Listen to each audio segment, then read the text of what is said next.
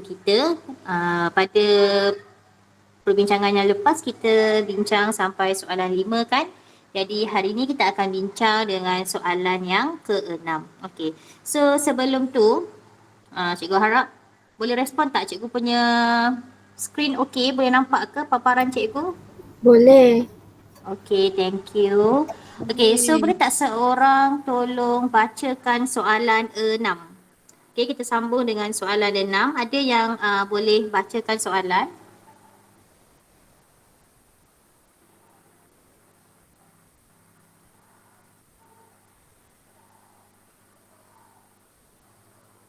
Okey, kalau tak ada, cikgu nak minta Khairunisa boleh bacakan soalan tak, Khairunisa? Boleh cikgu. Okey. Diagram rajah 6.1 menunjukkan simbol atom-atom unsur X dan Y. Huruf yang digunakan adalah bukan simbol sebenar unsur itu. Okey, thank you Khairunisa. Okey, so dia kata rajah 6.1 ni menunjukkan simbol atom bagi X dan Y. Jadi huruf yang digunakan tu bukan huruf sebenar lah. Okey, jadi kita tengok dia ada dua nombor. Okey, 23 dengan 11. Okey, jadi kita tahu 23 itu adalah nombor nukleon, manakala 11 itu adalah nombor proton. Jadi cikgu nak fokus on nombor proton. So untuk soalan macam ni, untuk soalan macam ni kita cuba tengok nombor proton dia dan kita tahu disebabkan dia adalah atom, jadi nombor proton itu adalah sama dengan bilangan proton dan sama dengan bilangan elektron. Jadi daripada 11 ni kita tahu bilangan elektron dia adalah 11. Jadi kita cuba buat susunan elektron terlebih dahulu. Jadi kalau 11, kalau bilangan elektron dia 11, apakah susunan apakah susunan elektron bagi atom X? 281. Okey, good. 281. Okey, cikgu recall balik lah ni. Alright. So, susunan elektron untuk atom Y? 2881. 2881. Jadi, apa yang cikgu nak fokus dekat sini? Elektron valence. Okey, elektron valence dia adalah 1. Okey. So, baru kita tengok soalan yang pertama. Dia minta kita apa? Kenal pasti kumpulan bagi unsur X dan Y. Jadi, kita tengok tadi elektron valence untuk X dan Y adalah 1. Jadi, dia adalah kumpulan 1. Okey, soalan ni kebanyakan memang dapat jawab dengan betul. Okey, so berikan satu sebab. Okey, so berikan satu sebab. Jadi sebabnya adalah disebabkan oleh atom X dan Y mempunyai satu elektron valence. Okey. Atom X dan Y mempunyai satu elektron valence. So kita boleh nampak dekat sini. Cuma apa bezanya atom X dan Y ni? Apa bezanya? Siapa yang boleh tahu? Bilangan petala.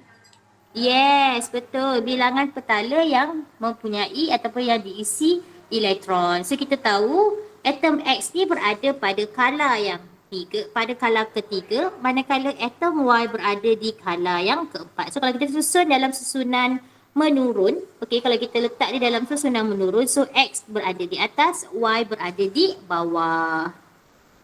Okey, so kita lihat soalan B. Okey, kita go to the next page, muka surat 14. Okey, kita lihat soalan B. Okey. Cikgu nak minta seseorang tolong bacakan soalan. Jadi cikgu. Okey, boleh Haris bacakan?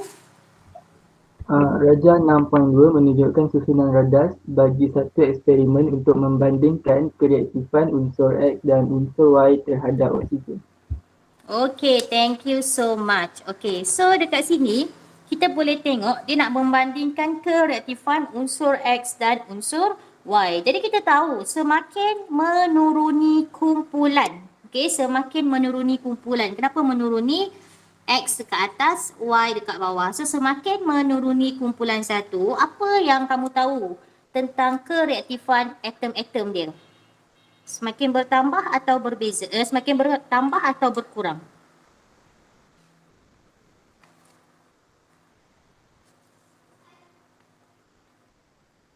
Kereaktifan dia semakin bertambah ke berkurang?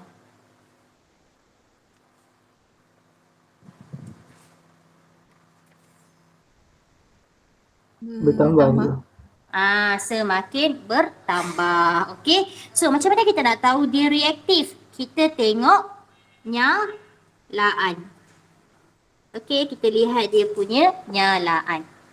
Okey, jadi kita tahu atom Y ni dia lebih reaktif. Okay, Y lebih reaktif daripada X. Okay. First kita boleh tengok dari segi nyalaan dia. Nampak tak nyalaan dia lebih terang ataupun api dia lebih besar kan? Okay. So, kita lihat dekat sini soalan yang pertama, dia suruh kita bandingkan kereaktifan unsur X dan unsur Y. Okay, so tadi kita tahu menuruni kumpulan satu, kereaktifan bagi unsur kumpulan satu itu semakin bertambah. Betul? So, macam mana kita nak bandingkan kereaktifan unsur X dan Y? So, kita boleh nyatakan unsur Y lebih reaktif daripada X.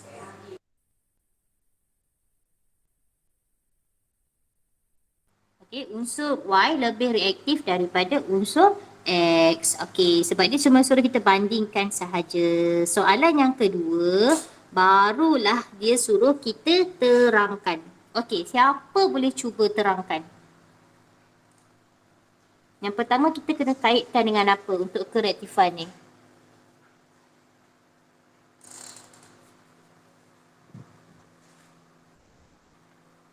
Okay, kalau kereaktifan kita nak kaitkan dengan apa? Yang first kita tengok dulu tadi. Bilangan petala X adalah warna biru. Okay, X dia punya susunan elektron dia 281. Y 2881. So, bilangan petala Y lebih daripada 1. So, itu bermaksud apa? Kita boleh kaitkan dengan apa? Saiz atom. Lagi bertambah. Yes, saiz atom Y tu lebih bertambah kan? Ataupun kita kata point yang pertama kita kaitkan dengan saiz atom. Okey, saiz atom Y lebih besar daripada X. Okey, saiz atom Y lebih besar daripada X. Kemudian kita nak kaitkan dengan apa? Kita kaitkan dengan jarak antara nukleus dan elektron valence. Okey, jadi apabila saiz atom Y lebih besar, maka jarak antara nukleus, cikgu buat singkatan sahaja ya, jarak antara nukleus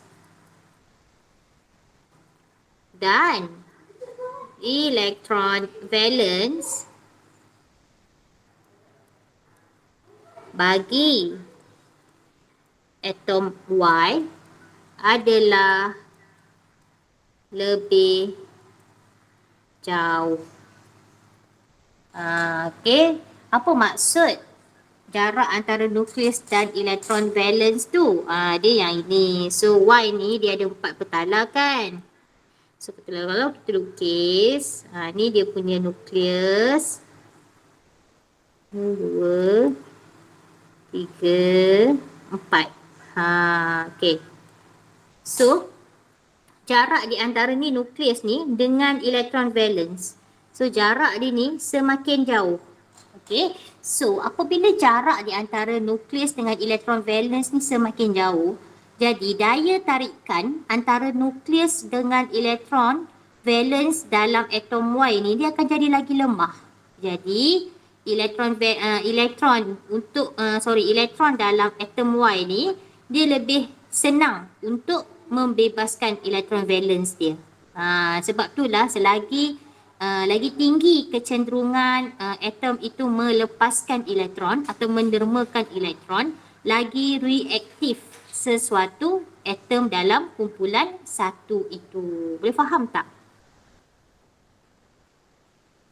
Okey.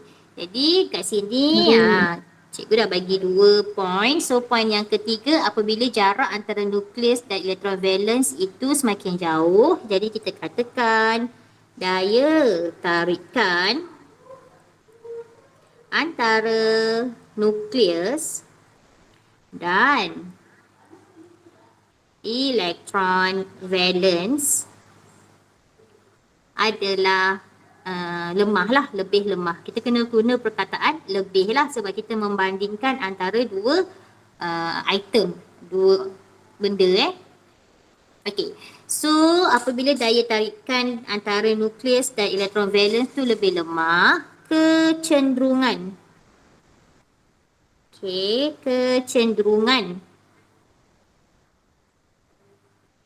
atom Y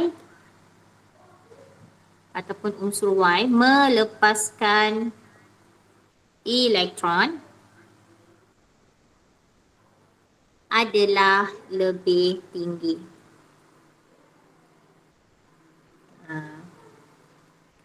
So, dekat sini cikgu dah bagi 4 point. Nampak tak?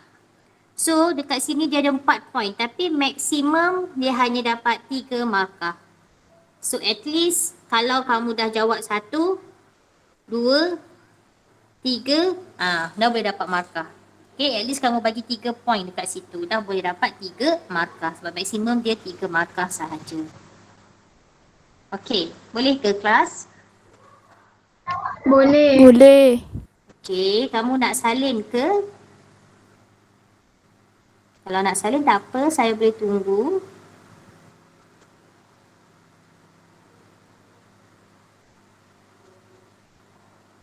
Okay, after dah siap salin, boleh raise your hand menunjukkan yang kamu dah siap.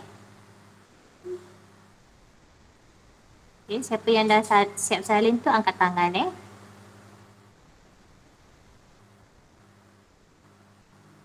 Kalau ada soalan nak tanya, boleh terus tanya jangan simpan-simpan.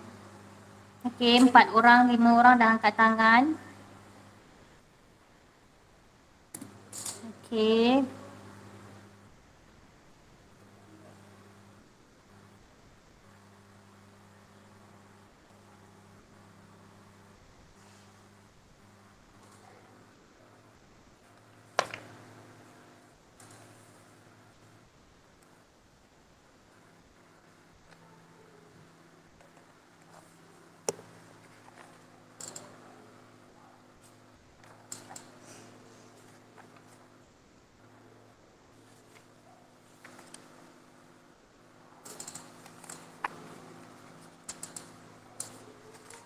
Okey, semua dah siap kan? Okey, jadi cikgu proceed dengan soalan yang seterusnya. Okey, so soalan seterusnya, soalan C. Okey, soalan C, saya besarkan sikit, alright. So, dekat sini dia kata, jadual 5 menunjukkan keputusan. Ini soalan yang lain lah, jadual 5 menunjukkan keputusan bagi 3 oksida unsur dalam skala 3 ditambah kepada larutan kalium hidroksida dan asid nitrik. Okey, so kalau kita lihat daripada sini, first natrium oksida. Okey, natrium oksida dia tiada tindak balas dengan kalium hidroksida. Okey, dia tiada tindak balas dengan kalium hidroksida tetapi dia bertindak balas dengan asid. So kamu rasa natrium hidroksida ni dia bersifat apa? Alkali. Dia bersifat alkali. Okey, so kita katakan dia bersifat base lah, betul tak? Sebab dia bertindak balas dengan asid tetapi tidak bertindak balas dengan alkali. Okey, kedua adalah oksida bagi R. Okey, oksida bagi R. So tak tahu R tu apa. So bila kita tindak balaskan dengan kalium hidroksida akan berlakunya tindak balas. Tetapi dengan asid nitrik pun bertindak balas. Jadi kamu rasa-rasa apakah sifat bagi oksida R ni? Amphoteric. Yes, betul. Amphoteric okey.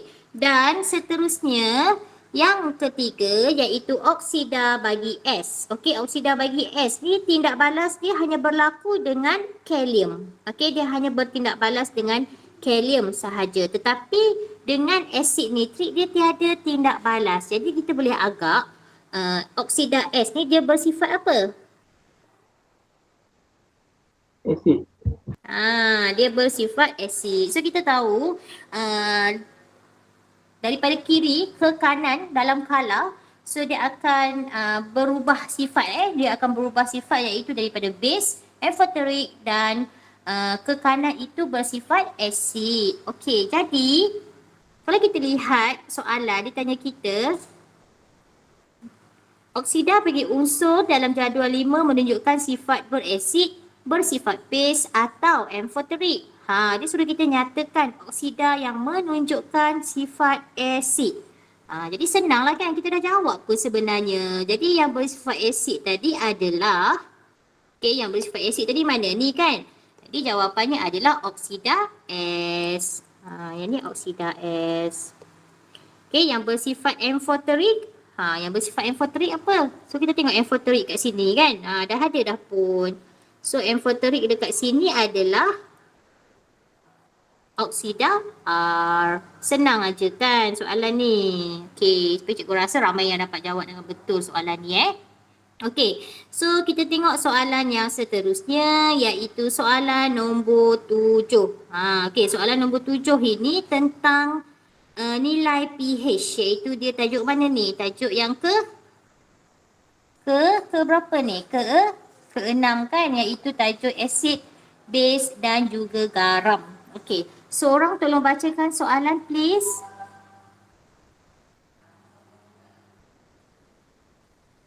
Okey, cikgu nak minta Huda, Huda Adriana. Tolong baca Huda. Okey. Rajah 7.1 menunjukkan nilai pH bagi larutan natrium hidroksida 0.1 mol desimeter. Apakah maksud alkali? Okey, apakah maksud alkali? Soalan 7A1. Okey, siapa boleh jawab soalan ni? Senang je, maksud je kan. Apa maksud alkali? Okey, apa maksud alkali? Siapa boleh jawab? Alkali bermaksud bahan kimia yang mengion di dalam air menghasilkan ion hidroksida. Okey, betul, tepat sekali. Okey, so cikgu salin je lah balik kat sini. Alkali ialah bahan kimia yang mengion dalam air untuk menghasilkan ion hidroksida. Okey. So keyword dia yang awak kena ingat adalah mengion dalam air menghasilkan ion hidroksida. So itu dia punya keyword dia Alright. So seterusnya soalan yang kedua. Okey, soalan yang kedua dia tanya kita jenis zarah. Okey, so kelas jenis zarah. Kalau jenis zarah ada berapa jenis zarah? 3. 3. Iaitu sama ada dia zaim. Ingat yang buat latihan hari tu zaim iaitu iaitu zarah adalah atom, ion, molekul. So kalau disebut sahaja perkataan zarah, kamu jangan duk fikir dah benda lain. Antara 3 ini sahaja. So apakah jenis zarah yang hadir dalam larutan natrium hidroksida kelas? Ion. Ion. Okey, kita tahu natrium hidroksida ada Na plus dan OH minus. Jadi dia adalah ion.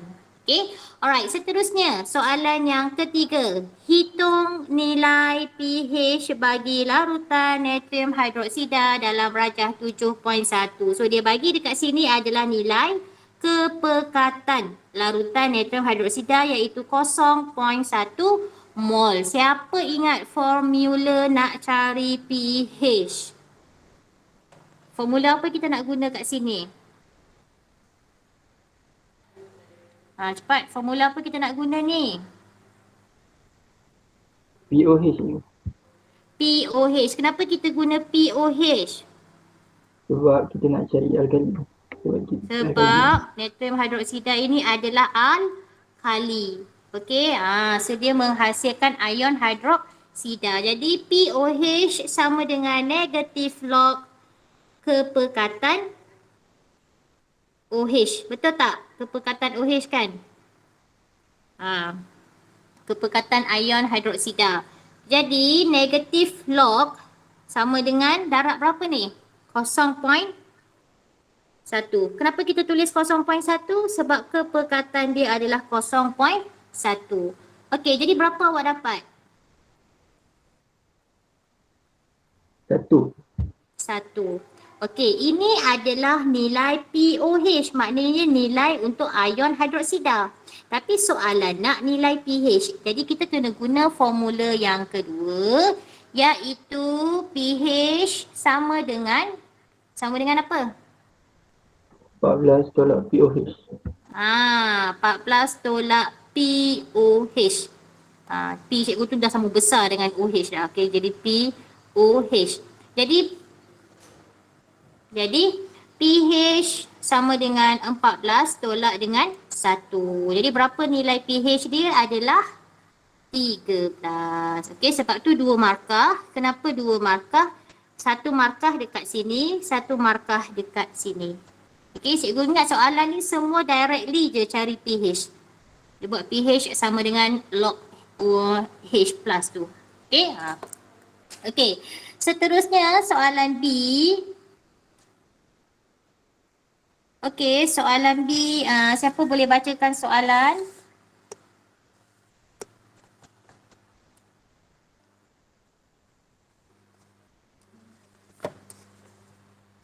Okey, cikgu nak minta Iqbal, boleh bacakan soalan tak Iqbal?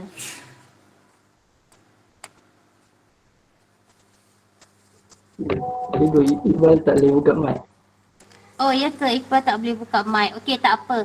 Cikgu lah bacakan kita jimatkan masa. So Rajah 7.2 menunjukkan nilai pH bagi asid hidroklorik dan asid etanoik. Okey, jadi kita tengok dekat sini asid hidroklorik kepekatan dia adalah 0.1 mol. Okey, manakala asid etanoik pun 0.1 mol. So daripada maklumat ni, apa yang awak tahu? Apa bezanya asid hidroklorik dengan asid etanoik?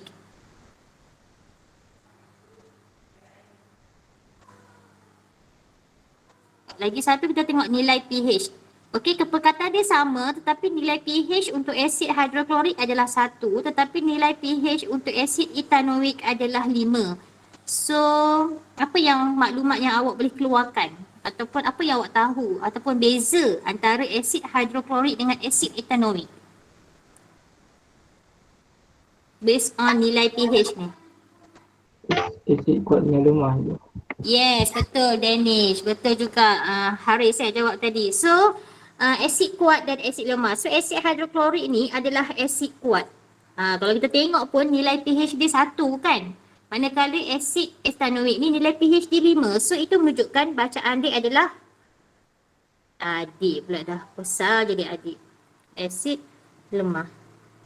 Okey, jadi kita lihat dekat sini soalan dia tanya kita, berdasarkan Rajah 7.2, terangkan mengapa nilai pH asid etanoik adalah lebih tinggi berbanding nilai pH asid hidroklorik.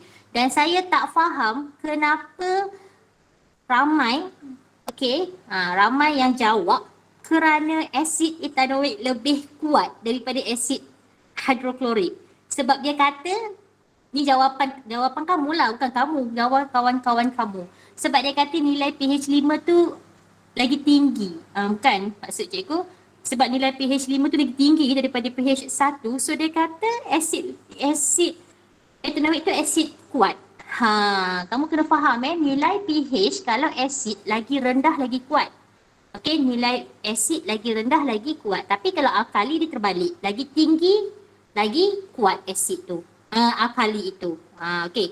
So, kita tahu kenapa nilai pH asid etanoik adalah lebih tinggi daripada nilai pH asid hidroklorik. Poin yang pertama adalah kita kena kaitkan which one is asid lemah and which one is asid kuat. So, poin yang pertama itu yang kita kena kaitkan. Okey, sebab tu cikgu tanya tadi apa maklumat yang kamu dapat ataupun apa perbezaannya antara asid etanoik dengan asid alkali, asid hidroklorik. Okey, so first kita katakan asid etanoik ialah asid lemah manakala asid hidroklorik ialah asid kuat. Okey, poin yang kedua. Poin yang kedua, apa yang kita nak cakapkan kat sini? Siapa boleh bagi idea? Okey, apa yang kita nak cakap? Ataupun apa yang kita fakta, apa yang kita nak huraikan? Poin yang mana? Mengayon separa lengkap macam tu lagi. Yes, betul. Okey, kita mesti kaitkan dengan mengayon separa lengkap. Okey, so dekat sini cikgu mulakan dengan asid etanoik. So cikgu terangkan untuk asid etanoik dululah. Jadi kita katakan asid etanoik ni ialah asid lemah, manakala asid hidroklorik tadi adalah asid kuat kan. Jadi kita katakan asid etanoik mengayon separa lengkap menghasilkan kepekatan ion hidrogen yang rendah. Okey, so dia akan hasilkan ion hidrogen yang rendah sebab dia hanya mengayon separa lengkap. Sebab itulah nilai pH dia adalah tinggilah 5 Tapi kita kait pula dengan asid hidroklorik. Asid hidroklorik ataupun cikgu guna singkatan HCl je ya. Asid hidroklorik mengayon dengan lengkap menghasilkan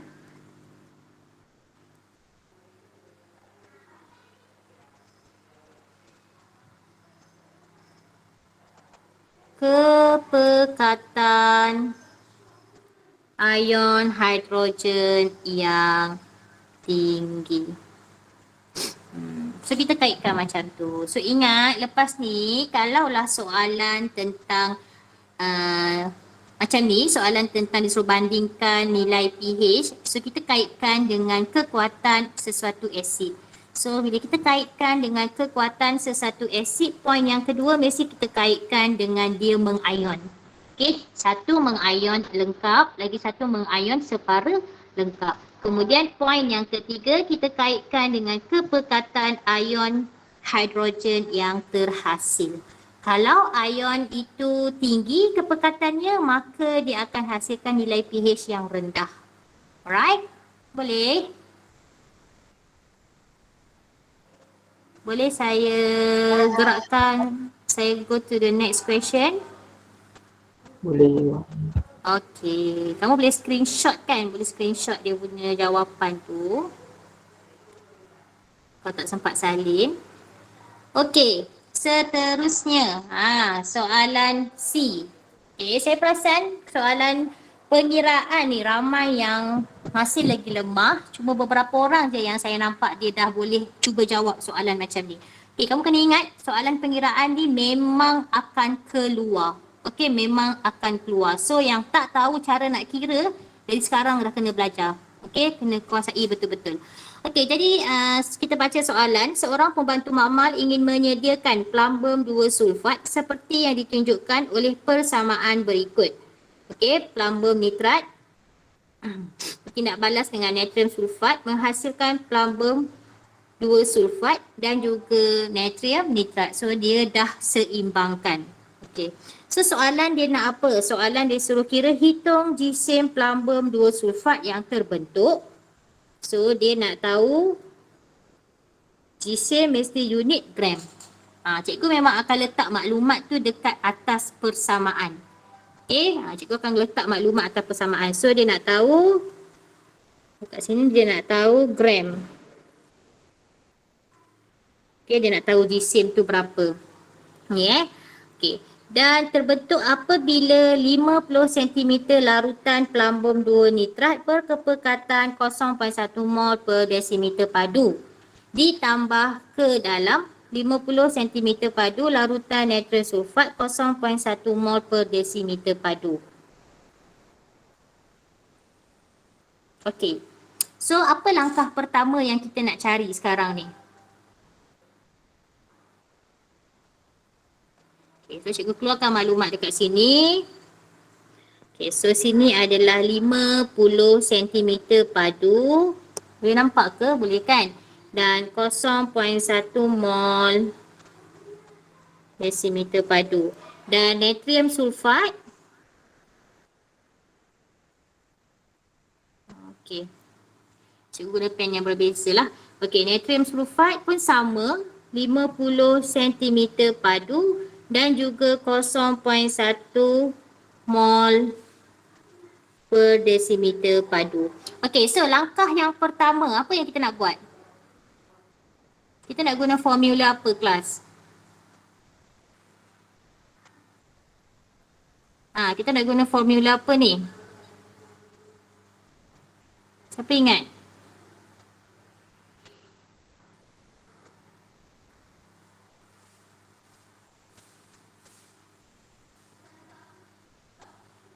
Siapa ingat kita nak guna formula apa?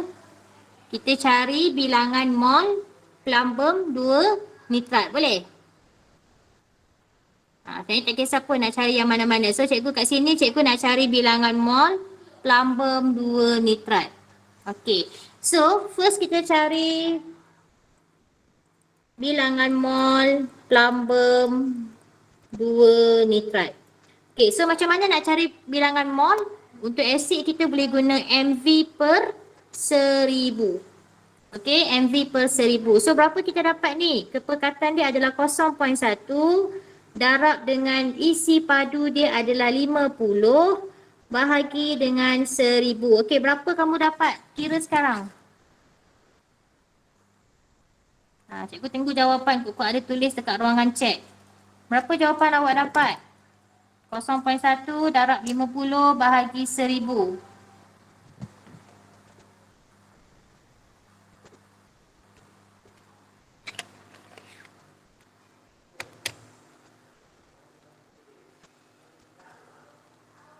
Berapa kamu dapat?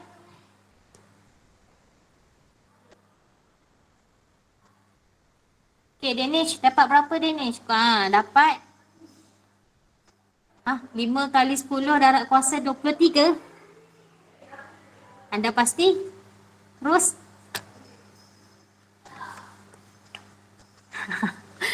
Okey, salah. Okey, 0.005 mol. Okey, cikgu rasa dia nak tulis negatif 3 tu. Okey, dia nak tulis negatif 3 tertulis kuasa 23. Okey, so 5 darab 10 kuasa negatif 3 ataupun 0.005 mol. Okey, alright. So the second point, okey, so sekarang kita dah tahu bilangan mol untuk plumbum nitrat. So kita nak cari plumbum 2 sulfat. So kita buat perkadaran. Okey, kita buat nisbah perkadaran. Alright. So nisbah perkadaran macam mana kita nak buat? Yang kedua ni kita kena buat nisbah perkadaran antara plumbum 2 nitrat dengan plumbum 2 sulfat. Okey, kita buat perkadaran Alright, so daripada persamaan, okey, daripada persamaan kita tahu 1 mol plumbum 2 nitrat menghasilkan 1 mol plumbum 2 sulfat. Betul tak? Daripada persamaan. Kita tengok perkali persamaan itu. So, kalaulah plumbum 2 nitrat kita kira tadi kita dapat 0.005 mol, maka bilangan mol untuk plumbum 2 sulfat juga adalah 0.005 mol. Okey, kita akan dapat bilangan mol yang sama. Jadi, macam mana nak cari GSIM? Yang ketiga barulah kita cari GSIM plumbum 2 sulfat. Okey, macam mana nak cari GSIM? Ingat macam mana nak cari GSIM? Macam mana nak cari GSIM kelas? Siapa ingat apa bahagi apa? Kalau nak cari bilangan mol, GSIM bahagi GSIM molar, betul tak? Kalau nak cari GSIM bilangan mol, darab GSIM molar. Mana nak dapat GSIM molar cikgu ni? Dia dah bagi dah GSIM atom relatif. So bilangan mol tadi 0.05 mol darab dengan plumbum. Berapa nilai plumbum? 32 tambah dengan sulfur 16 tambah dengan berapa tu? Betul ke cikgu buat plumbum? Plumbum bukan 16. Plumbum adalah 207. Okey, plumbum 207 tambah dengan sulfur 32 tambah dengan oksigen ada 4. Jadi 4 darab 16. Berapa awak dapat ni? Kira dulu GMR dia tu. 0.05 darab, berapa GSIM molar dia? Dah dapat belum? Cepat kelas. Cikgu tak nak cikgu seorang je yang kira. Kamu pun kena kira sekali. 303. 303. Okay, thank you. So, 0.05 darab dengan 303 berapa dapat? Berapa dapat? 15.15. 15.15, betul ke? Kira lagi sekali. 0.05 darab 303. Yes. 1.515. Okey, 1.515. Tolong tekan kalkulator betul-betul tau. Sebab salah tekan kalkulator kamu boleh kehilangan markah. So letaklah gram dekat situ. Okey, so markah dia ni kalau kamu tengok dia 3 markah kan? 3 markah tu, satu untuk bilangan mol yang kamu kira. Yang kedua, yang first sebenarnya dekat sini tak kisah pun kamu nak cari bilangan mol plumbum 2 nitrat boleh, kamu nak cari bilangan mol natrium 2 sulfat pun boleh. Tak kisah, dua-dua boleh. Right, sebab kamu akan dapat sama. Yang kedua, kamu buat nisbah perkadaran. Kamu cari dapatkan bilangan mol untuk plumbum 2 sulfat. Dan yang ketiga, markah dia adalah kamu cari GSIM plumbum 2 sulfat. Okey, so soalan pengiraan tolong tengok betul-betul. Okey, alright. Seterusnya soalan yang ke-8. Okey, someone tolong bacakan soalan 8. Sementara saya nak minum air dulu. Saya cikgu. Okey, boleh. Jadual 6 menunjukkan maklumat bagi 2 set eksperimen untuk menyiasat satu faktor yang mempengaruhi kadar tindak balas antara magnesium dengan asid hidroklorik. Okey, terima kasih Haris untuk menyiasat satu faktor yang mempengaruhi kadar tindak balas antara magnesium dengan asid hidroklorik. So ni kita dah masuk bab yang ke-7 iaitu faktor tajuk apa? Kadar tindak balas okey. So soalan 8 ni masih lagi soalan yang terakhir untuk bahagian A Okey, so siapa ingat apakah faktor yang mempengaruhi kadar tindak balas? Jeng. Kita recall balik. Apa faktor yang mempengaruhi kadar tindak balas kelas? Kepekatan asid. Yes, kepekatan. Yang kedua? Kehadiran makin. Apa? Boleh ulang tak? Cikgu tak dengar tadi.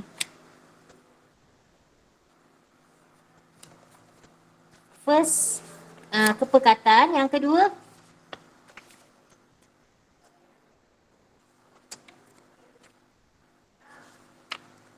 main tak okey ke? Kehadiran makin. Kehadiran makin, yes, betul. Yang ketiga,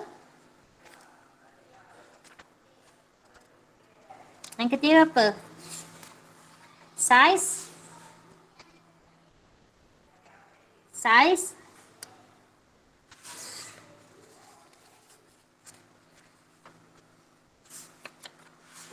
Saiz apa? Saiz bahan tindak balas kan? Dan yang keempat adalah suhu tindak balas. Okey, so kita baca sikit set 1 dan set 2 ni. Okey, set 1 ni dia menggunakan 50 cm padu asid hidroklorik berkepekatan 1.0 mol per desimeter padu bertindak balas dengan magnesium berlebihan. So kita lihat dekat sini isi padu gas yang terkumpul dalam 2 minit adalah sebanyak 30 cm padu. Manakala set yang kedua, okey, set yang kedua 50 cm padu asid hidroklorik 1.0 mol per desimeter padu ditambahkan dengan magnesium berlebihan dan ada makin X. Jadi isi padu gas yang terkumpul dalam 2 minit adalah 50. Jadi kita nampak kadar tindak balas mana yang lebih tinggi ni kelas? Set 1 ke set 2? Set 2. Set 2 sebab dia ada kehadiran makin dekat situ. Okey. Jadi, soalan yang pertama, apakah yang dimaksudkan dengan makin? Apa maksud makin? Siapa tahu? Okey, apa maksud makin ni? Cepat-cepat cari dalam buku. Kamu ada buku form 4 kan? Cari jawapan sekarang. Setakat maksud cikgu tak nak bagi, cikgu nak tahu jawapan daripada kamu. Apa maksud makin? Bahan yang menurunkan tenaga pengaktifan dalam sesuatu tindak balas. Yes, betul. Bahan yang boleh menurunkan tenaga pengaktifan dalam sesuatu tindak balas. Okey, cikgu tulis kat sini bahan yang boleh ataupun yang dapat menurunkan tenaga pengaktifan dalam suatu tindak balas. Okey, selain daripada tu, kita boleh juga awak berikan maksud bahan makin adalah bahan yang dapat mengubah kadar tindak balas. Okey, bahan yang dapat mengubah kadar tindak balas ataupun bahan yang boleh mempercepatkan kadar tindak balas. Okey. Jadi, nyatakan nama bagi makin X yang boleh digunakan dalam set 2. So, makin apa yang kita guna dalam tindak balas ni? Okey, siapa tahu makin apa yang kita boleh guna? Tindak balas di antara asid hidroklorik dengan logam. CuSO4. Yes, betul. Okey, CuSO4, kuprum 2 sulfat Alright. Seterusnya kita lihat soalan yang ke C1. Okey, soalan C1 dia suruh kita hitung. Hitung maknanya dia suruh kita kiralah kadar tindak balas purata. Okey, kadar tindak balas purata. Jadi apakah formula kadar tindak balas purata? Cikgu tulis kat sini, kadar tindak balas purata. Apa formula dia? Siapa ingat? Okey, ada yang boleh jawab? Isi padu bagi hasil. Isi padu bahagi masa. So isi padu apa? Isi padu akhir kita tolak dengan isi padu awal ataupun jumlah isi padu. Okey, boleh juga jumlah isi padu. Okey, kita bahagikan dengan masa tindak balas.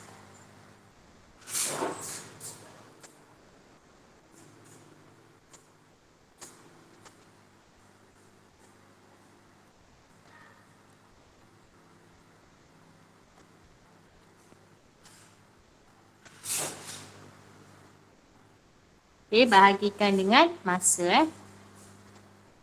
Okey, so kita lihat set 1. Okey, set 1 tadi kita tengok balik soalan. Okey, semua tengok jawab soalan sama-sama So jumlah isi padu yang dia kumpul adalah 30, betul tak? So jumlah yang dia kumpul adalah 30. Jadi kita buat tindak balas purata sama dengan jumlah isi padu dia adalah 30. Kita bahagi dengan masa. Masa dia ambil 2 minit. Okey, masa 2 minit. Jadi dekat sini kamu boleh ambil masa dalam tempoh 2 minit ataupun kamu convert jadikan dia saat. Okey, tapi dekat sini dia tak cakap pun dia nak unit apa kan. So saya tak nak susahkan diri saya ambil je 2 minit tu. Saya bahagi je dengan 2. Okey, tapi kalau kamu nak bahagi dengan 120 pun boleh. Jadi tapi nanti dekat unit kamu kena tulis betul-betul. Okey, jadi 30 bahagi 2 adalah 15 cm padu per minit. Dekat sini kena jaga. Okey. Kalau kamu tulis jawapan tu di dalam saat, so jawapan kamu akan dapat jawapan kamu akan dapat 30 bahagi 120 sama dengan 0.25 cm padu per saat. Okey, so dekat situ boleh ada dua jawapan. Sama ada yang pertama dalam unit per minit, yang kedua dalam unit per saat. Alright? Okey, cuba kira yang set 2. Berapa kamu dapat set 2 tu?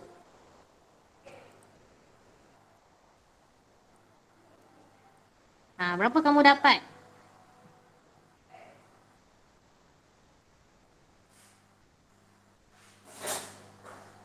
Okey, masih lagi belum ada jawapan. 25 cm3 per minit. Ya, betul. Okey, sekiranya kamu menggunakan min, kamu akan dapat 25 cm padu per minit. Iaitu kita ambil 50, okey, dia punya isi padu yang terkumpul 50 bahagi dengan 2 minit sebab masa dia sama. Jadi kamu akan dapat 25 cm padu per minit ataupun 0.42 cm padu per saat. Jadi yang 0.42 tu kita tukar 2 ni kepada 120 ya. Okey. Boleh dapat kan? Senang aja 2 markah jadi satu soalan 1 markah lah. Okey. So, soalan yang kedua ni. Dia suruh kita bandingkan kadar tindak balas set 1 dan set 2. Jadi kadar tindak balas mana yang lebih tinggi? 1.15, 1.25. Jadi kita tengok of course lah set yang kedua. Okey. Jadi kita katakan kadar tindak balas set 2 lebih tinggi daripada set 1. Okey, kamu kena tulis dengan lengkap. Masa saya semak kertas ini, ramai yang tulis tak lengkap. Maksud cikgu tak lengkap macam mana? Dia kata kadar tindak balas set 2 lebih tinggi. Tak boleh macam tu sebab kita kena tulis bagi lengkap sebab dekat sini dia nyatakan bandingkan antara set 2 dan set 1. Okey, kita kena sebutlah. Okey, so jawapan dia sama ada kadar tindak balas set 2 lebih tinggi daripada set 1 ataupun kadar tindak balas set 1 lebih rendah daripada set 2. Okey. And then dia suruh kita terangkan berdasarkan teori pelanggaran. Okay. So yang ini cikgu nak tanya kamu, dia ada 3 markah. So first kali kita nak jawab apa? Kita nak jawab apa? Dari segi mungkin. Kamu boleh rujuk modul boleh rujuk modul. Ada simpan lagi tak modul tahun lepas?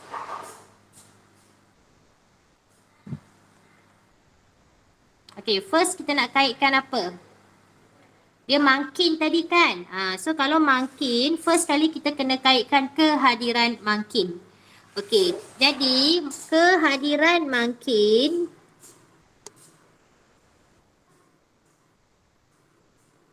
dalam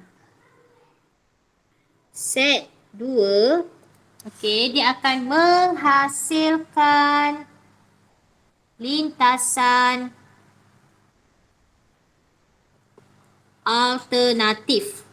Okay, dia akan hasilkan lintasan alternatif dengan tenaga pengaktifan yang lebih rendah. Okay, dengan lebih rendah. Itu poin yang pertama.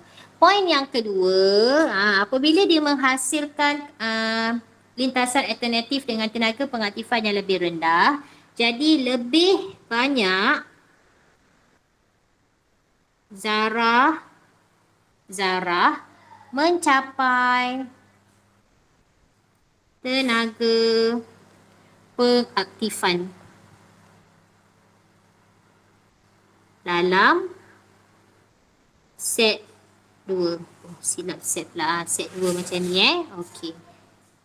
Jadi disebabkan itu frekuensi pelanggaran, bila teori pelanggaran memang kita kena sebutlah frekuensi pelanggaran berkesan antara, mesti sebut antara apa? Antara ion hidrogen. Kenapa ion hidrogen? Sebab dia melibatkan asid kan? So asid, ion yang terlibat adalah ion hidrogen dan atom magnesium dalam set 2 lebih tinggi berbanding set 1. Kalau mungkin kita kena kaitkan dengan lintasan alternatif dan juga tenaga pengaktifan. Okey. Okey, cikgu bagi masa untuk kamu salin atau kamu boleh screenshot.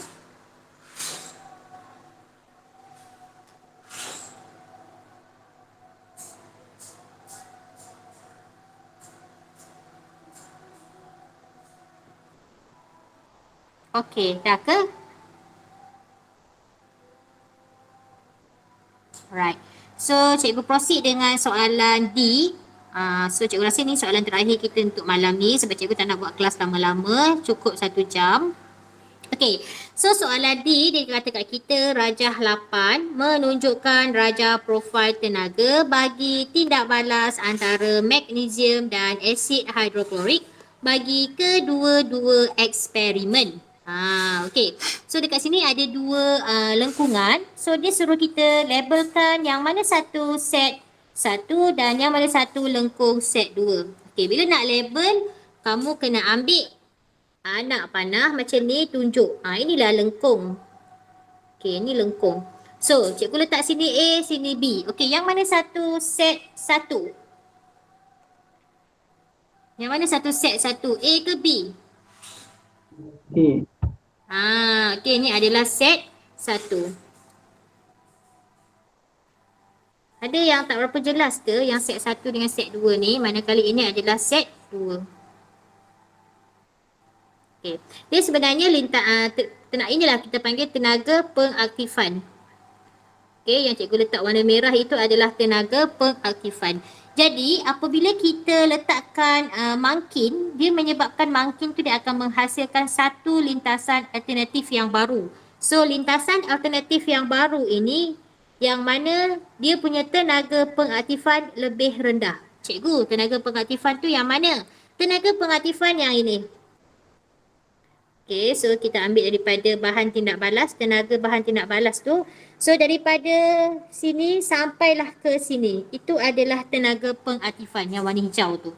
Okay, yang warna hijau itu adalah tenaga pengaktifan. Jadi, okay, so yang soalan pertama tu soalan 1 dia suruh labelkan lengkung bagi set 1 dan set 2 So ini adalah soalan A. Dan soalan B dia suruh B pula. Dah sorry kelas. Cikgu tu salah cakap. So ini adalah D1. Okay, soalan yang pertama ni adalah soalan D1 Dia suruh kita label lengkung bagi set 1 dan set 2. Manakala soalan yang kedua dia suruh kita tunjukkan tenaga pengaktifan. Okay, dia suruh kita tunjukkan tenaga pengaktifan bagi set 1 sebagai E1. So mana tenaga pengaktifan E1? Yang ni lah. Okay, so yang ni. Daripada sini sampailah hujung sini. So kamu buat garisan, buat anak panah macam ni. So ini adalah E1. Itu tenaga pengaktifan So yang kali hijau itu adalah tenaga pengaktifan bagi set 1. Manakala yang biru ini, okay, yang biru ini daripada sini sampailah ke sini. Boleh ke? Okay, daripada situ sampai situ. Itu adalah E2. Okay, itu adalah E2. Boleh? Faham tak kelas? Faham. Faham. Haris seorang je yang faham dari tadi ni. Yang lain boleh faham ke? Kairunisa? Faham. Danish? Danish cikgu rasa boleh faham. Danish demam lagi Iqbal? Huda? Boleh. Boleh. Ada hal? Faham cikgu. Faham. Okey. Adriana faham tak?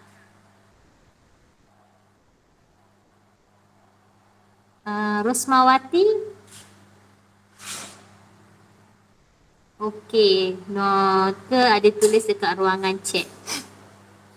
Okey, faham. Alright, thank you. So, cikgu rasa cukuplah sampai soalan yang ke-8. So, insyaAllah minggu depan kalau kamu rasa okey after kita sambut raya Aidiladha tu, kita boleh buat kelas untuk kita bincangkan soalan B. Okey, so cuti-cuti ni cikgu tak ada kelas, kamu pun tak ada kelas lain kan? Kan ada juga cikgu lain buat kelas tambahan.